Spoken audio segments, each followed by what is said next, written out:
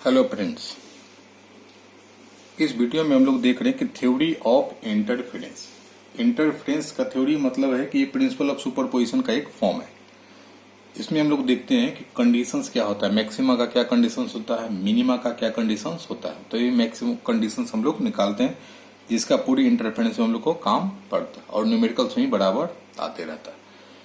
तो theory of interference, तो इसके लिए करते हैं, जैसे हमने प्रिंसिपल ऑफ सुपरपोजिशन में लिया था कि रिजल्टेंट कितना होता है अगर एक वेव्स के कारण यहाँ पे डिस्प्लेसमेंट y1 होता है, दूसरे के कारण y2 होता है, तो दोनों का हम लोग वेक्टर सम लेते हैं।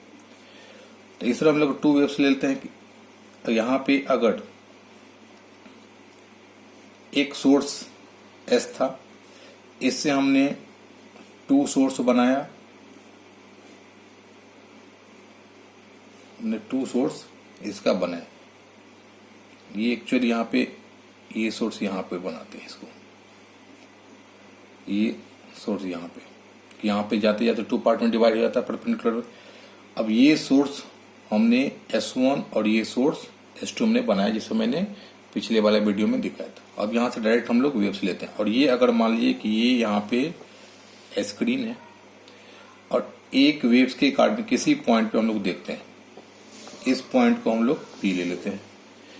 इस वेव के कारण यहाँ पे अगर डिस्प्लेसमेंट y1 होता है, इस सोर्स वेव के कारण यहाँ पे डिस्प्लेसमेंट y2 होता है, तो रिजल्टेंट मेरा कितना आता है। और इस दोनों के बीच का अगर हम लोग स्क्रीन मतलब S1 S2, इसका तो केवल यूज होता है हम लोग को बनाने के लिए, केवल यहाँ से हमने एक वेव्स ऐसे निकाला था और उसके बाद सपोज कि हमने इसको टू वेव्स में केवल कन्वर्ट कर लिया था, तो एक से टू वेव्स में।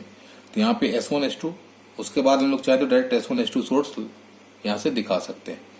अब यहाँ से P पॉइंट पे आ गया, तो इस P पॉइंट पे क्या बनेगा, मैक्सिमा कब बनेगा, मिनिमा कब बनेगा, इसी का हम लोग को कंडीशंस निकालना है। और इस सोर्स और इसके बीच का हमने कैपिटल D ले लिया डिस्टेंस, और यहाँ पे हमने दोनों S1 S2 के बीच का डिस्टेंस हम लोग 2D ले लेते हैं। तो यहाँ पे परपेंडिकुलर बाइसेक्टर में, तो यहाँ से लेकर के यहाँ तक का डिस्टेंस हमने D ले लिया, और यहाँ से भी यहाँ तक का डिस्टेंस हमने D ले लिया। और यहाँ से अगर परपेंडिकुलर बाइसेक्टर अगर मान ले यहाँ पे अगर O मान लेते हैं यहाँ पे इसको, तो O कितना होता है, इस O पे तो हमेशा ब्राइट ही बनेगा, हम लोग सब जानते हैं, क्योंकि ये यहाँ पे परपेंडिकुलर बाइसेक्टर होता है S1 S2 का। तो यहाँ से और यहाँ से इक्वल डिस्टेंस है, जब इक्वल डिस्टेंस है तो क्या होगा, यहाँ पे इक्वल वेव्स आएंगे, या तो यहाँ पे क्रस्ट यहाँ से चला, यहाँ से भी क्रस्ट चला, तो दोनों एक ही टाइम पे पहुंचेगा, या नहीं अगर इसका ट्रफ तो इसका भी ट्रफ ही पहुंचेगा, क्योंकि स्पीड सेम है, डिस्टेंस सेम है, तो यहाँ पे टाइम भी सेम ही लगेगा। तो क्रस्ट ट्रफ के फॉर्म में चलता है, क्रस्ट ट्रफ चलते चलते यहाँ तक पहुंचेगा। तो यहाँ पे सेंट्रल हमेशा ब्राइट ही होता है, तो हमेशा याद रखना है कि सेंटर ब्राइट होता है। जिससे सेंट्रल में अगर कोई प्राइम मिनिस्टर तो हमेशा ब्राइट ही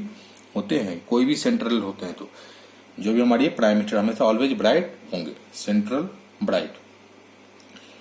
अब यहाँ पे सेंटर ब्राइट हो गया, हमेशा याद रखना कि सेंटर में ब्राइट होता है, सेंटर मतलब परपेंडिकुलर, इसको हम लोग O मान लेते हैं यहाँ से लेकर के यहाँ तक। अब आगे हम लोग देखते हैं कि इसका अब y1 इक्वल टू कितना होता है, हमने टू वेव्स मान लिया कि इसका वेव का, दोनों का वेव का फ्रीक्वेंसी सेम है, कि सेम फ्रीक्वेंसी, लेकिन दोनों का फेज डिफरेंस थोड़ा स्लाइटली डिफरेंस कर देते हैं, और दोनों के बीच का जो होता है कि फेज डिफरेंस हम लोग यहाँ पे डेल्टा लेते हैं, स्लाइटली डिफरेंस इस दोनों वेव के। तो हम लोग जनरली वेव को दिखाते हैं y1 इक्वल टू, हम लोग डिस्प्लेसमेंट किसके कारण है, इसके कारण जो होगा डिस्प्लेसमेंट, तो y1 को दिखाते हैं कि y1 equal to A1 sine of omega t plus delta. तो ये फ्रीक्वेंसी इक्वल टू कितना, यहाँ पे ओमेगा अपॉन 2 लिख सकते हैं, ये एंगुलर फ्रीक्वेंसी हो गया।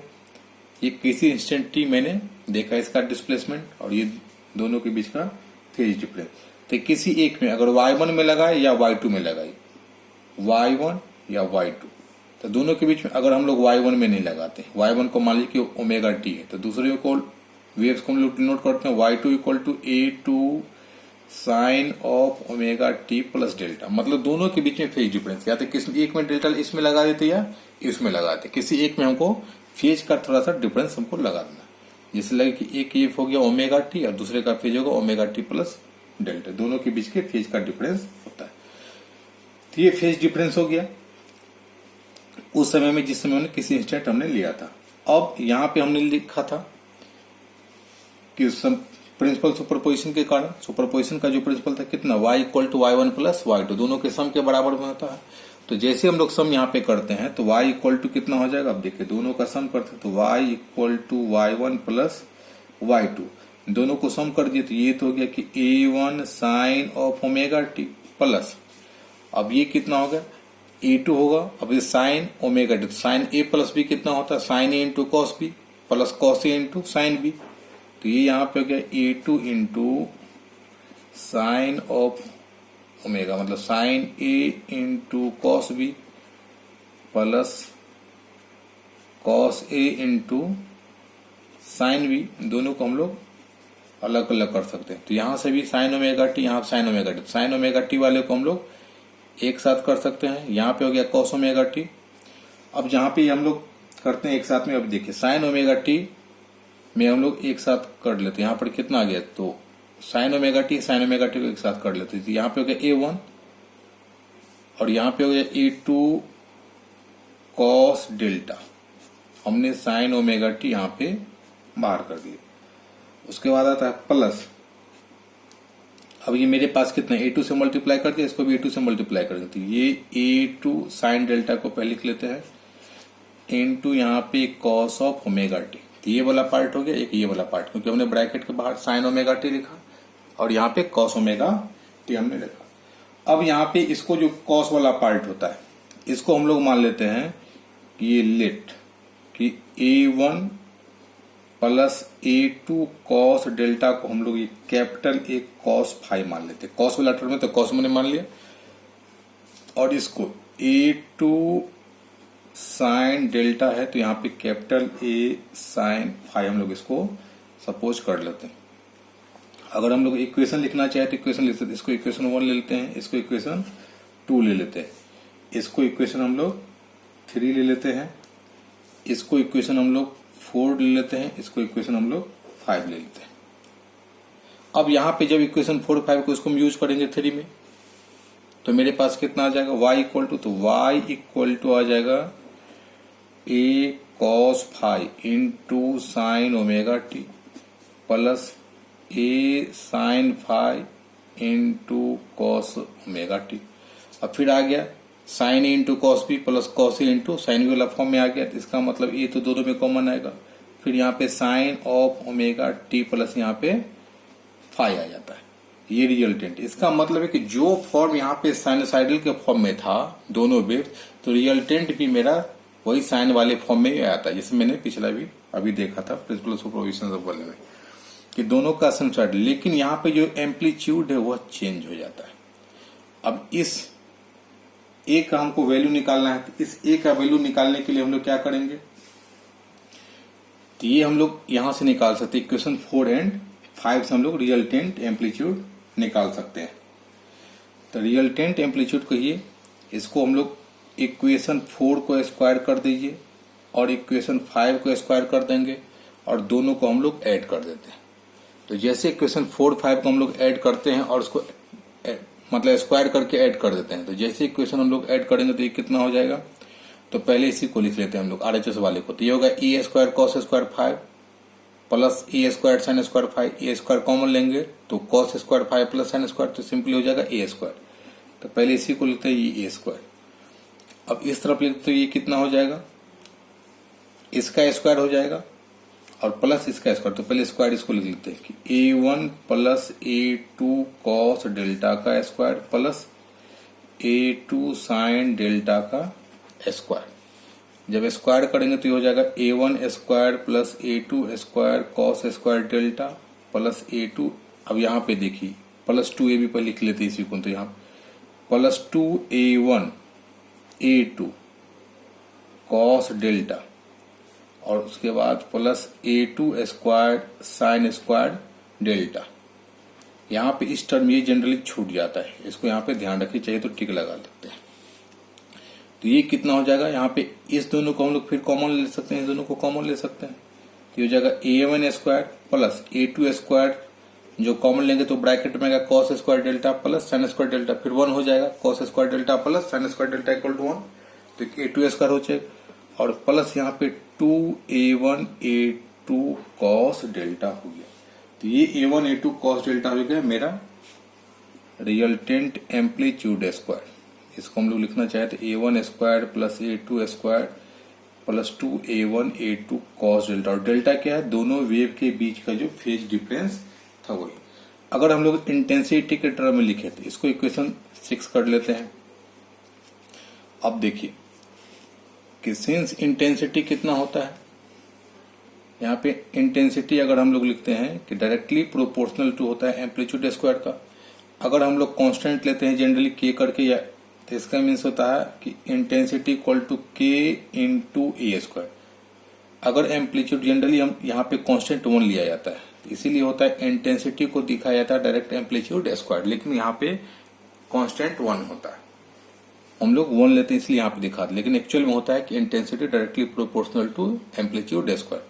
तो यहाँ पे इंटेंसिटी के टर्म लिखेंगे तो ये देखिए, एक तो मेरे पास ये आ गया कि एम्पलीट्यूड स्क्वायर आ गया A1 square A2 square A1। तो इंटेंसिटी के टर्म लिखेंगे तो I इक्वल टू, क्योंकि ये स्क्वायर I हो गया और एक सिंपल एम्पलीट्यूड का हमने लिखा था, तो ये इंडिविजुअल पहले वेव का इंटेंसिटी I1 स्क्वायर हो गया, दूसरे का I2 हो गया, प्लस यहाँ पे 2। तो ये एम्पलीट्यूड क्या करेंगे, यहाँ पे रूट लगाएंगे, रूट I तो इक्वल टू A हो जाएगा। तो यहाँ पे A है, इसका मतलब ये है रूट अंडर I1। यहाँ पर A2 कितना हो जाएगा, फिर रूट अंडर I2, ये cos डेल्टा। इसका मतलब इंटेंसिटी के टर्म में हम लोग ये लिख सकते हैं। अब यहां से देखिए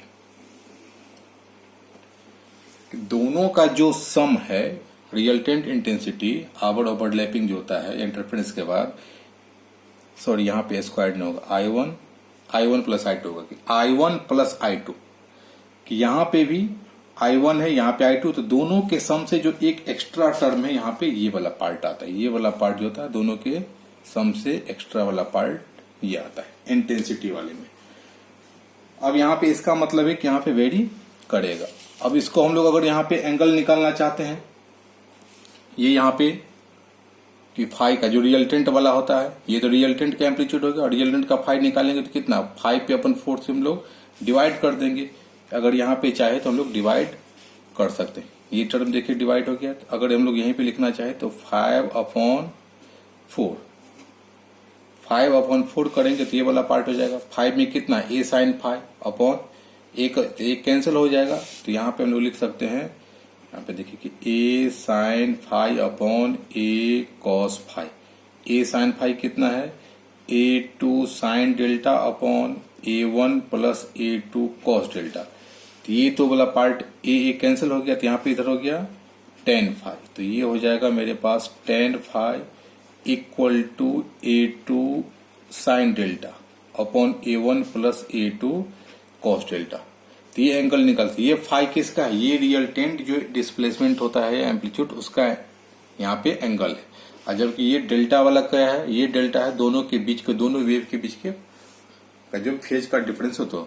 तो ये हम लोग को मेन इसका है, ये इक्वेशन 6 का, ये इक्वेशन 7 की, मुझे 6 और 7 का ही पूरा काम पड़ेगा कि दोनों के एम्पलीट्यूड कैसे करते हैं, A1 square plus A2 square plus 2A1 A2 cos delta. यहाँ पे जो भी फेज डिफरेंस होगा, अल्फा बीटा गामा जो भी लीजिए वो मेरे पास आता है। इंटेंसिटी के फॉर्मेसी को लिखेंगे तो I1 plus I2 plus 2 root under I1 I2 और यहाँ पे cos पर। अब इसी में हम लोग निकालते हैं कि कंडीशंस क्या होता है, कि मैक्सिमा कंडीशन क्या होगा, मिनिमा कंडीशन क्या होगा।